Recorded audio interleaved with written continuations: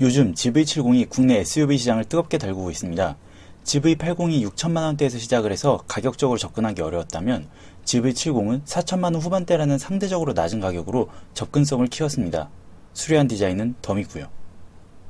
GV70이 공개된 후 일부 사람들은 포르쉐 마칸과 비교를 하기도 했는데요. 3.5 터보가 3500cc 엔진에 380마력, 제로백 5.1초 정도니까 마칸 2000cc보다 출력만 놓고 보면 조금 우세하긴 한데요. 마칸 터보가 3000cc 엔진에 440마력, 제로백 4.3초로 더 적은 배기량으로 월등한 성능을 보여줍니다. 제네시스가 아무리 컸어도 포르쉐는 아직 멀었죠. 엘란트라라 하면 또 모를까. 세계의 명차와 함께 달린다. 고성능 엘란트라.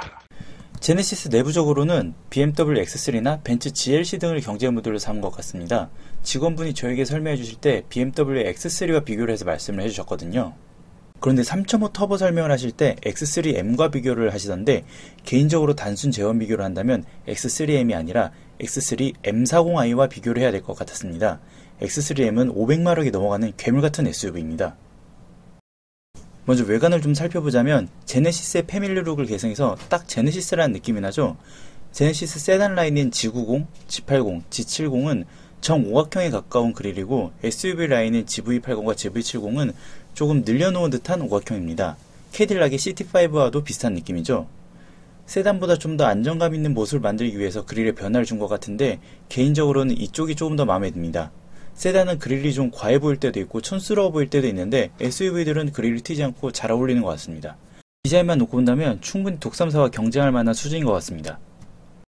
내부로 들어가면 내부도 나름 잘 만들어 놨어요. 일단 가죽을 많이 사용해서 전체적으로 고급감을 좀 주려고 했고요. 요즘 흐름을 많이 반영한 듯한 모습이더라고요. 내비나 클러스터 같은 것들도 대용으로 바뀌고, 이제 터치식으로 많이 바뀌고, 근데 공조기가 터치식이면 운전하면서 조작하기가 불편하다는 그런 의견이 많이 있어서 그런지 공조기는 또 버튼식이나 다이얼 이런 걸 좀 살려놨더라고요. 그런 걸 보면 나름 많은 신경을 쓴 것 같긴 합니다. 하지만 앰비언트 라이트는 제가 미적 감각이 없는 건지 잘 이해가 안 되더라고요. 벤츠 E클래스만 따라해도 성공이었을 것 같은데 굉장히 아쉬웠습니다.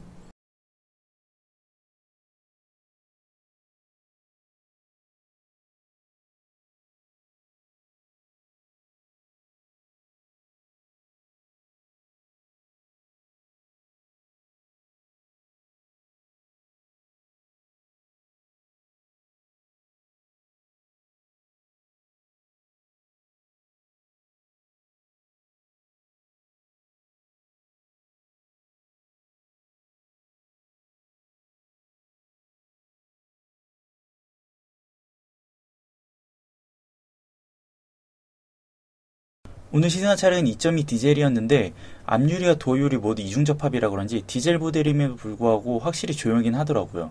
하지만 가속 시에는 디젤 특유의 회전 질감과 소음이 좀 들려서 거슬리는 정도는 아니었지만 이게 디젤 차량이구나 라는 걸 느낄 수가 있더라고요. 이 차량이 210마력에 토크가 45거든요.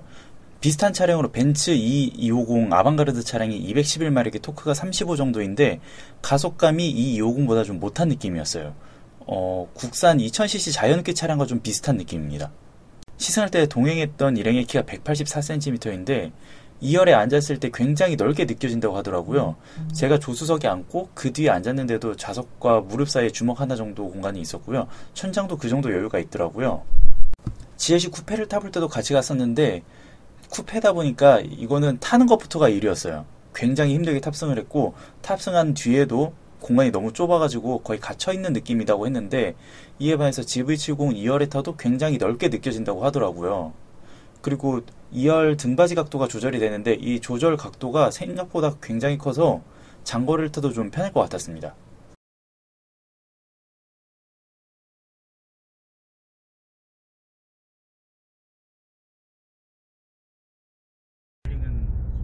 전방에 과속 방지턱이 있습니다. 왼쪽 첫 번째 차로를 이용하세요.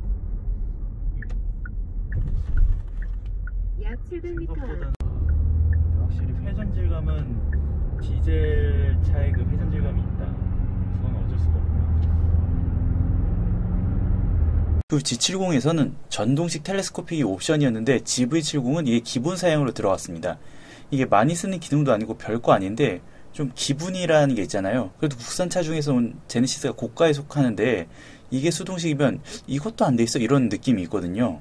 그래도 어느 정도까지는 기본 사양에 이제 포함을 시킨 것 같은 느낌이 들었습니다. 개인적으로 승차감은 좀 만족을 했습니다. 방지턱 같은 노면 충격도 생각보다 잘 잡아주고 기존의 국산차에서 흔히 느끼던 물렁물렁한 그런 느낌이 아니라 좀 탄탄한 그런 느낌을 받았는데 아무래도 SUV다 보니까 일반 세단 같은 승차감까지는 느낄 수가 없습니다.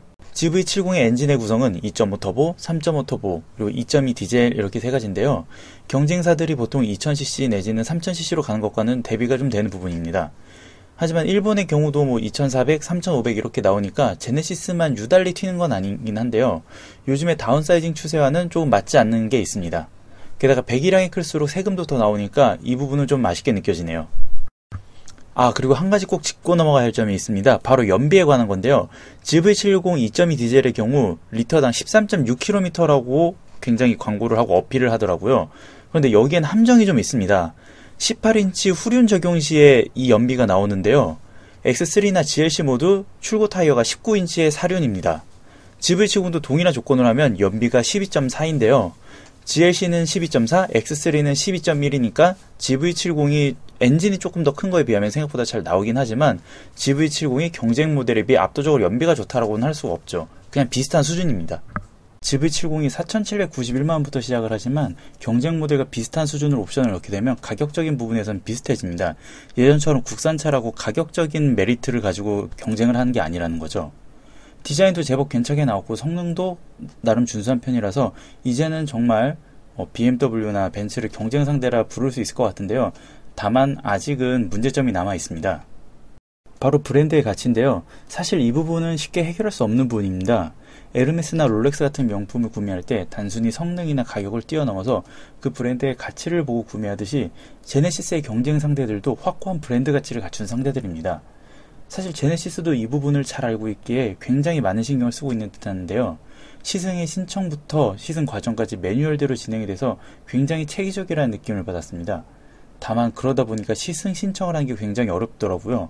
한 달 전부터 예약이 다 차 있고 예약하는 게 다른 시승보다 조금 힘들었어요.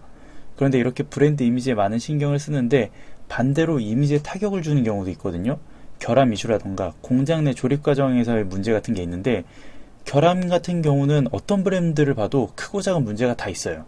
문제는 이걸 어떻게 대처하느냐인데 이 부분에선 아직까지는 논란이 좀 있죠. 그리고 공장 같은 경우는 제네시스는 공장을 분리해달라는 의견이 있는데 이제 울산 공장에 전담팀이 꾸려진다고 하니까 좀 더 지켜봐야 할 것 같습니다. 이번 시승을 통해 제네시스라는 브랜드가 생각보다 많은 성장을 했다는 걸 느낄 수가 있었습니다. 개인적으로 G80과 G70은 아쉬운 부분들이 좀 있었는데 GV70이 와서는 그런 부분들을 좀 다듬었다라는 걸 느낄 수가 있었거든요. 다만 옵션에 따라서 가격이 너무 큰 폭으로 차이가 나는데 동일한 차량의 가격이 3천만원 가까이 차이가 나는 건 좀 문제가 있다고 생각합니다. 예를 들어 6천만원에서 7천만원을 주고 차를 샀는데 사람들이 저거 4,900만원짜리 차야 5천만원이면 충분히 사 이렇게 얘기를 하면 솔직히 차주 입장에선 기분이 좋지 않거든요. 제네시스가 프리미엄 브랜드를 추구하다 보니까 이런 이미지도 굉장히 중요합니다. 예를 하나 들어보자면 BMW X3의 경우 최하위 트림인 20i와 최상위 트림인 M40i가 한 2,300만원 정도 차이가 나거든요. GV70에 비해서 가격 차이 폭도 적은데 중요한 건 M40i는 BMW에서 얘는 좀 더 특별한 차다라고 해서 M 배지를 붙여줬어요. 이렇게 되면 차주 입장에서는 그만큼의 만족감이 더 생기게 되거든요. 이게 사소한 것 같아도 왜 내가 똑같은 X3를 더 비싸게 샀는지 이 자체로 설명이 된단 말이에요. 그런데 GV70은 7,500만원 주고 만약에 산다고 하면 이걸 일일이 설명을 해줘야 돼요. 얘는 3.5 터보라서 950만원 더 줬고 무슨 옵션에 무슨 옵션 추가해서 총 7,500만원이 된 거다. 그냥 깡통이랑 다르다. 이런 걸 다 설명을 해줘야 된단 말이에요. 심지어 그렇게 설명을 해도 차를 산 본인이 아니면 납득이 잘 가지 않아요. 분명히 그 돈이면 GV80 사지 이 얘기도 나올 거거든요. 이러면 차를 남한테 보여주러 사냐? 자기가 만족하면 되지. 이렇게 말하는 분들 분명히 계실 텐데 차가 보여지는 부분이 크다 보니까 어쩔 수가 없어요. 그리고 내가 이 차에 200% 만족하고 뭐 아무런 불만이 없어도 주변 사람들이 이런 거에 대해서 분명히 얘기를 할 거예요. 차 샀어? 얼마야? 근데 왜 이거 샀어? 차를 보는 사람마다 이런 걸 물어보기 시작하면은 제가 차에 대해서 불만이 전혀 없어도 이걸 일일이 설명하고 질문을 듣는 것 자체에 스트레스를 받기 시작하거든요. 그렇기 때문에 차량의 가격대가 대충 얼마 정도인지, 왜 이 차를 샀는지 이런 게 한 번에 설명이 되는 편이 좋다고 생각을 합니다. 개인적으로는 일부 옵션은 그냥 기본 적용하고 2.5 터보나 2.1D는 그냥 GV70, 그리고 3.5 터보는 N라인으로 따로 분류를 해주는 것도 좀 좋았을 것 같네요. 오늘 이렇게 시승을 해보니까 다른 것보다도 GV70이 생각보다 잘 만들어진 차라는 느낌을 받았습니다. 이 사실만으로도 많은 분께 매력적으로 다가갈 것 같은데요. 경쟁 모델을 생각하시던 분들께도 충분히 매력적인 대안이 될 수 있을 것 같습니다. 오늘 제가 준비한 영상은 여기까지고요. 다음에는 더욱 새롭고 재밌는 영상으로 찾아오겠습니다. 구독과 좋아요 한 번씩 눌러주세요.